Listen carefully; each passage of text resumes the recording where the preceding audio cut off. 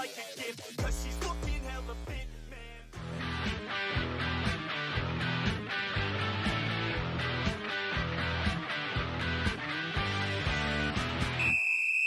Bonjour à tous et bienvenue dans l'univers Lance Foot.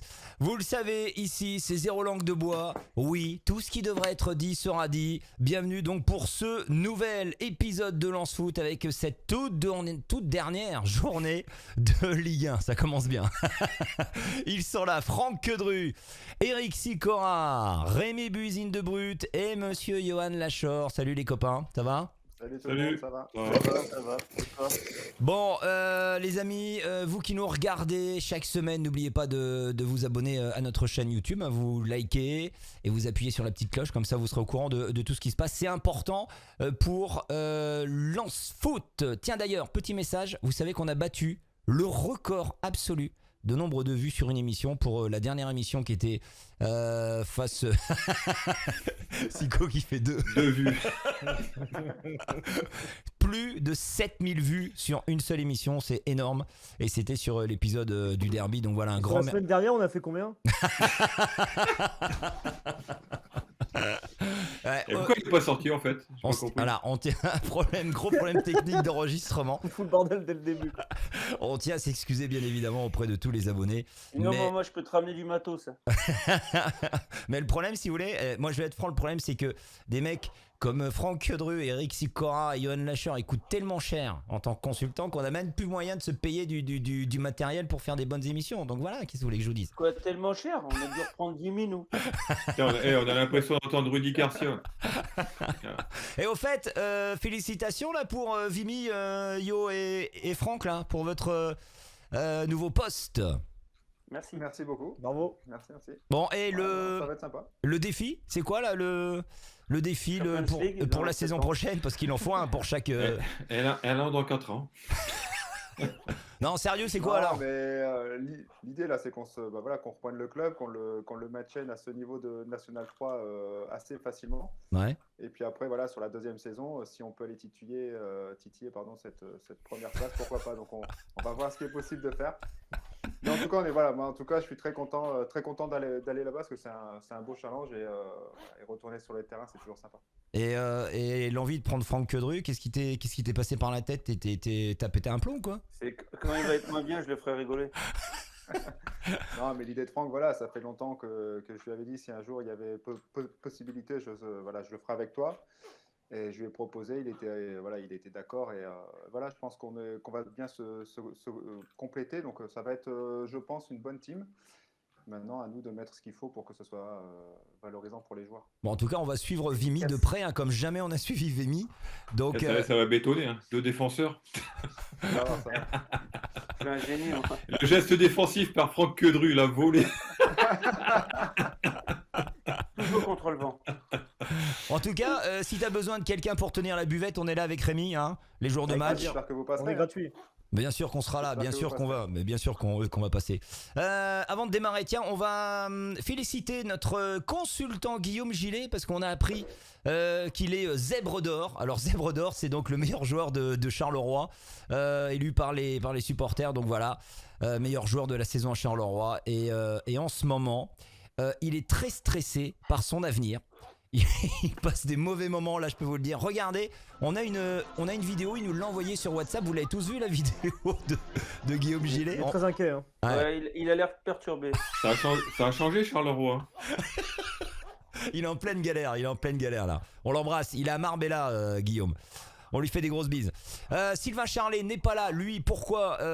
Parce qu'il est encore en train de faire la fête chez nos amis les Lillois, hein, chez Burak Yilmaz.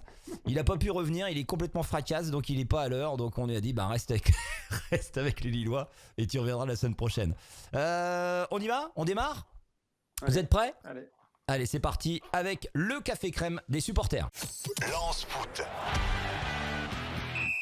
Le café crème des supporters. Alors, qui a été élu café crème des supporters? Eh bien, c'est monsieur Seko Fofana. 55% des supporters ont voté pour Fofana, 32% pour Jonathan Grady.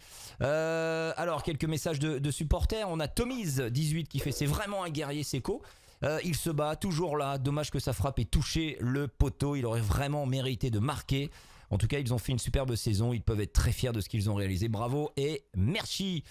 Flo, Seko, joueur de ce match et de l'année. Mais un café crème supplément chantilly, s'il vous plaît, à l'ensemble des joueurs de l'effectif pour leur belle saison. Merci à eux. Alors, Seko Fofana, messieurs, qu'est-ce que vous avez pensé de sa prestation ? Je vous demande pas de parler de la saison de Fofana, mais vraiment sur ce match face à Monaco. Franck. Bah, c'était compliqué. C'était compliqué pour tout le monde parce que Monaco quand même était supérieur au milieu. Donc c'est vrai que c'est peut-être le seul qui a réussi à rivaliser avec l'impact physique qu'il y a eu. Mais voilà quoi. Après, c'est vrai, il a une frappe qui sur le poteau. Bon, malheureusement, bon, comme on dit, poteau extérieur, poteau entrant, ça aurait été bien, mais bon. Eric ? Bah, moi, j'aurais pas mis mon café crème. Voilà. Ouais. Après, je pense pas qu'il ait surnagé ou il ait fait un match où on peut le mettre en avant par rapport aux autres. Donc, je dirais pourquoi après pour mon café crème, mais c'est pas lui que j'avais choisi, quoi. Rémi ? Il a fait un bon match dans une période où en plus de ça, il fallait se rassurer. On restait quand même sur 3 défaites consécutives et on était loin d'être favori face à Monaco, donc dans une dynamique très différente de celle de l'ensemble de la saison. Dans un match à enjeu, je pense que c'est aussi ça qui a été compliqué lors des dernières journées. Là, il a fait son match. Alors après, est-ce qu'il sort vraiment énormément du lot ? Non, mais c'est vrai qu'il a quand même permis à plusieurs reprises d'être dangereux. Il y a ce poteau qui est énormément frustrant et il me hante encore maintenant parce qu'on voit que le football, ça joue à peu de choses. Mais non, il a fait quand même un très bon match, quoi. Sans non plus être forcément énormément au-dessus du lot, il a été bon.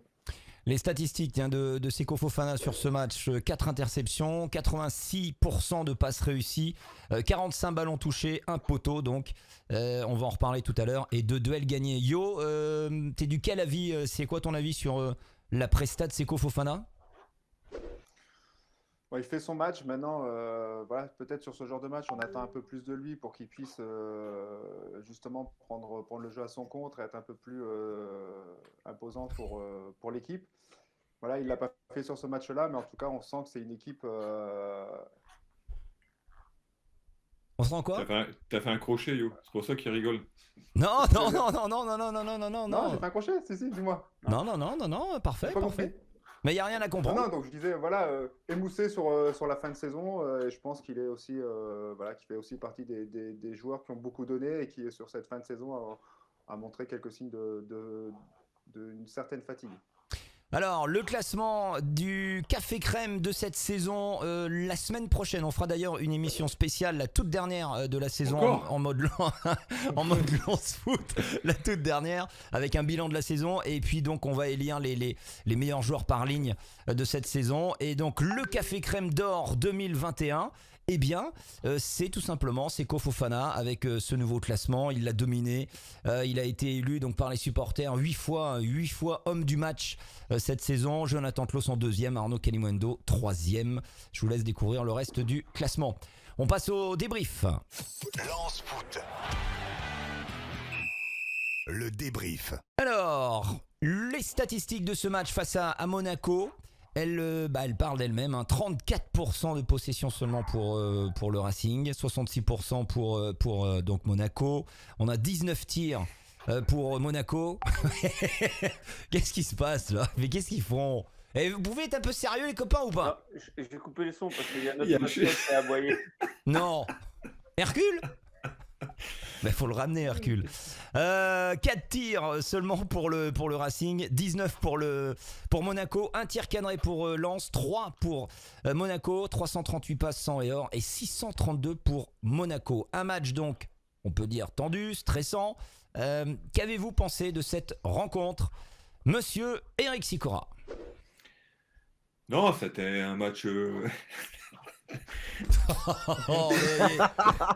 Je pense que ça va être compliqué, je non, sens. mais c'est que du faire. Allez. Non, c'était un match compliqué. Monaco avait aussi des enjeux dans ce match-là, aller chercher la 4e place. Et on a vu une équipe de Monégasque dès le début du match imposer un pressing, avoir la maîtrise du jeu et poser énormément de problèmes à cette équipe de Lens. D'ailleurs, je crois que pour Lens, il n'y a même pas une occasion en première mi-temps.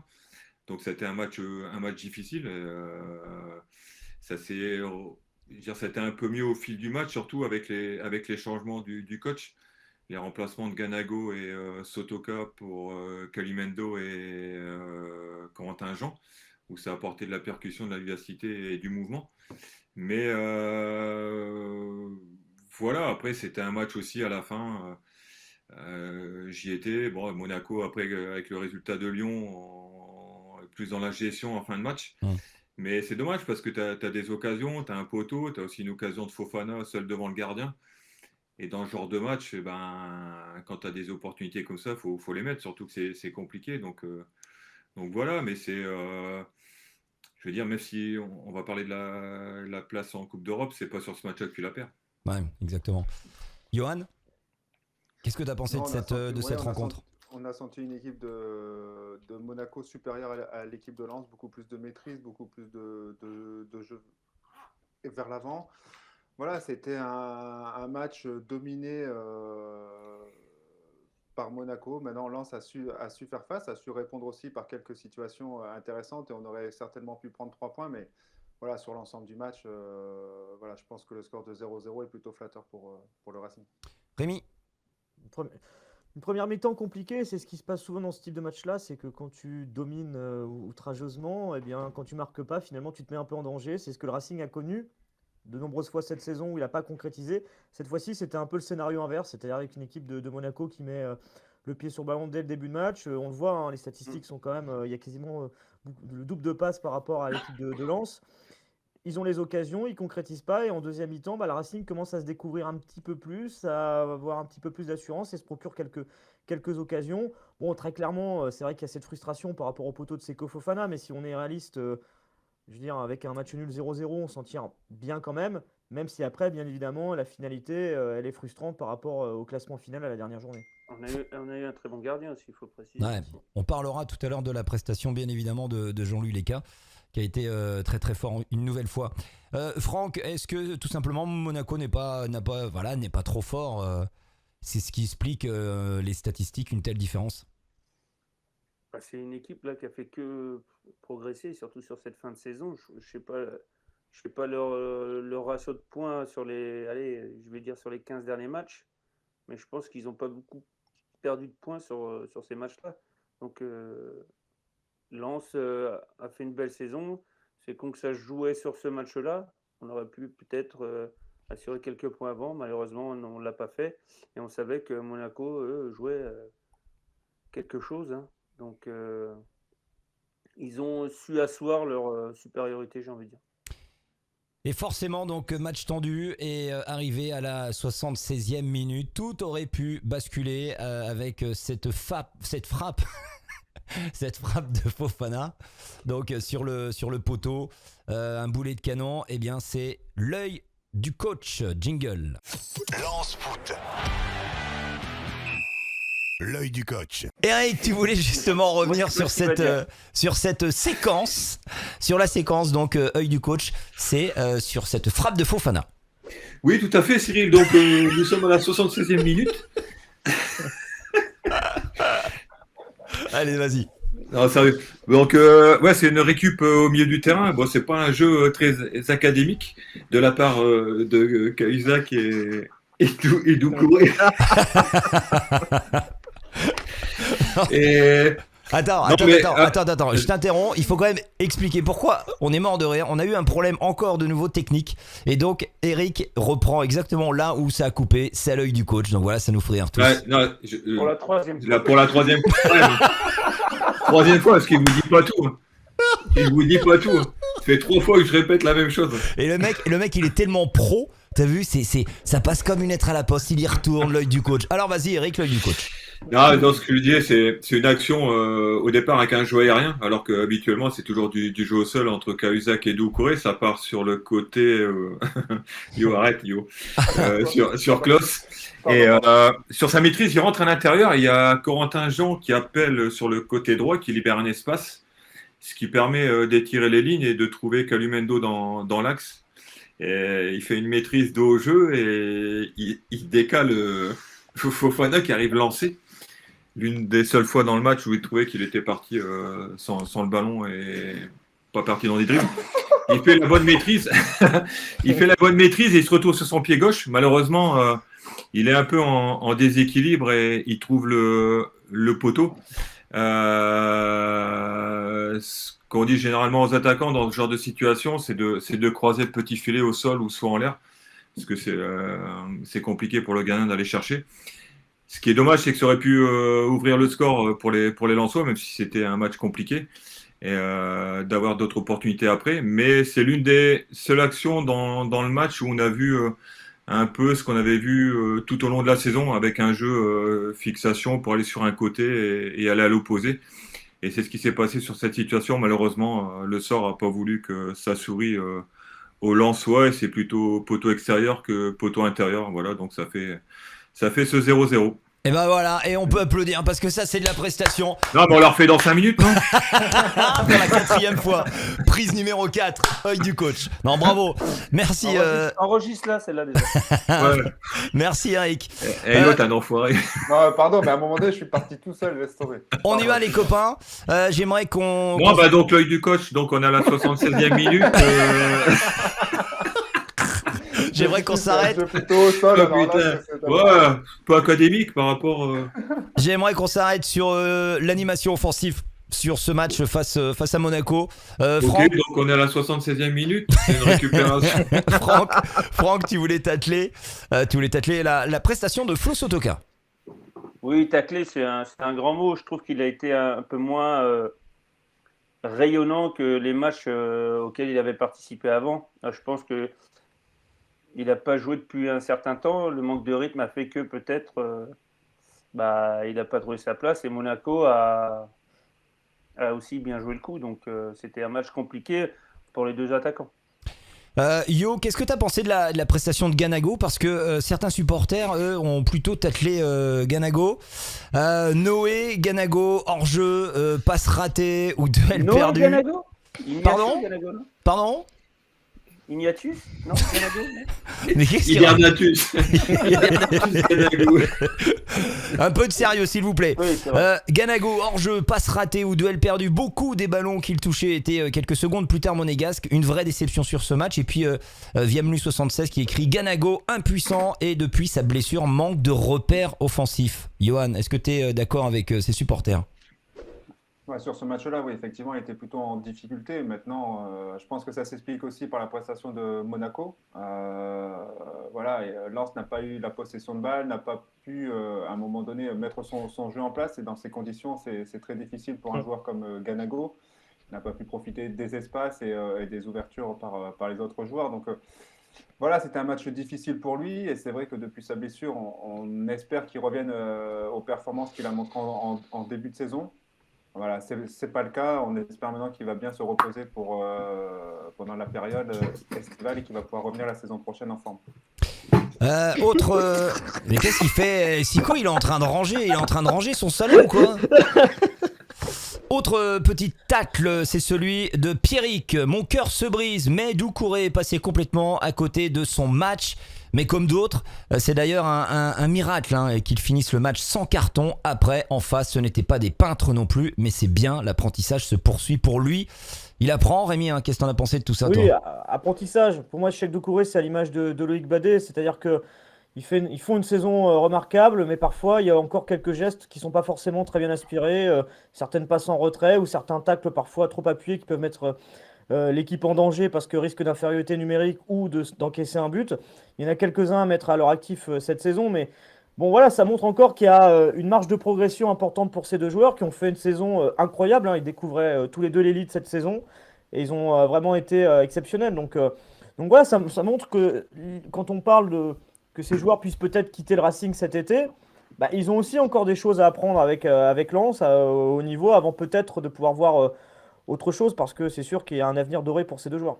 J'aimerais qu'on parle de la prestation d'un homme, Jonathan Grady, qui a été énorme sur ce match. On regarde les stats de Joe. 2 interceptions, 80% de passes réussies, 61 ballons touchés, 5 dégagements et 8 duels gagnés. On a eu un message de Johan Koupayoz, Café Crème pour Joe Grady. On a beaucoup parlé des 2 jeunes à ses côtés cette saison, mais il est peut-être celui qui convient le mieux au jeu de l'équipe. Johan, t'es d'accord avec Johan justement ou pas sur Ouais, ben, Joe? moi, Joe, j'en avais parlé il y a quelques émissions, mais c'est vrai que c'est la force sûre, quoi. Voilà, on peut compter sur lui. Il est toujours à performance égale. Il n'a pas fait beaucoup d'erreurs cette saison. Il est toujours présent. Il est aussi très bon dans les relances pour casser les lignes. Il vient bien percuter et fixer les attaques ou les milieux adverses avec le ballon. Donc, moi, je trouve qu'il fait une grosse saison. Alors, c'est vrai qu'il est peut-être jamais étincelant, mais par contre, il est toujours solide, il est toujours brillant. Voilà, et moi, ça a été le joueur sur lequel on peut compter et s'appuyer. Et ça, encore une fois, pour un coach, je pense que c'est une chose très importante. Ouais, Rémi. C'est bien d'appuyer sur la prestation de Jonathan Grady parce que l'internaute, il le dit, il a été un peu éclipsé cette saison par les recrues Badé et Medina qui nous ont à divers moments bluffé durant la saison, même si c'était un peu plus dur durant la seconde partie de la saison pour Medina. Mais Grady, il a été très important et notamment aussi dans l'éclosion de Jonathan Klaus parce que s'il a réussi à être aussi à l'aise, moi je le vois toujours comme une fonction de duo. Il y a peut-être ce piston sur les côtés, mais il y a aussi dans la défense, ces joueurs qui apportent énormément. On n'a peut-être pas eu le même penchant à gauche justement durant cette année, donc il faut saluer sa prestation et il faut espérer d'ailleurs que sa prolongation se fasse bientôt parce que c'est un joueur précieux pour le Racing. Bon, merci pour ce lance-foot exceptionnellement un petit peu plus court que d'habitude. La semaine prochaine, on sera de retour, hein, restez bien fidèles à Lance Foot. On sera de retour avec une émission spéciale bilan. Il y aura même l'élection du meilleur joueur ligne par ligne, hein, défenseur, milieu, etc.